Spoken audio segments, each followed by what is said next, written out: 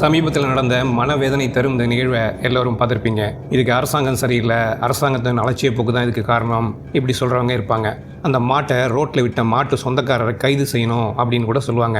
அதெல்லாம் ஒரு பக்கம் இருந்தாலும் இதை தவிர்க்க, இது மாதிரி மேலும் நடக்காமல் இருக்க நாம் என்ன முயற்சி செய்யணும் அதையும் கொஞ்சம் பார்க்கணும். இதுக்கு ஒரு ஃபோல்டிங் ஸ்டிக் செய்கிற வீடியோ நம்ம சேனலில் இருக்குது. அதை பொறுமையாக முழுவதுமாக பாருங்கள். அதில் சொன்ன மாதிரி பயன்படுத்துங்க.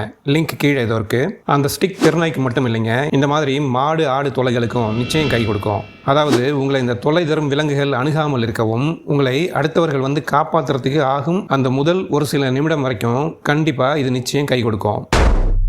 இதுக்கும் பேட் கமெண்ட் போடுறவங்க இருக்காங்க, அதை விடுங்க. அறத்துங்களுக்கு எதுவும் உதவாது. மற்றபடி இதை நான் ஏன் செய்யணும், ஒரு குச்சி எடுத்துகிட்டு போனாலே போதுமே அப்படின்னு சில பேர் சொல்கிறாங்க.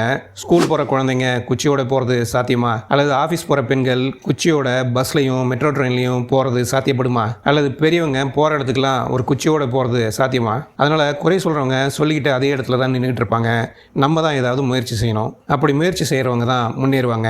லிங்க்ல இருக்கிற வீடியோவை பார்த்து நீங்களும் முயற்சி செய்யுங்க. Welcome to Bean and Brain channel. நம்பி வாங்க, சந்தோஷமா போங்க.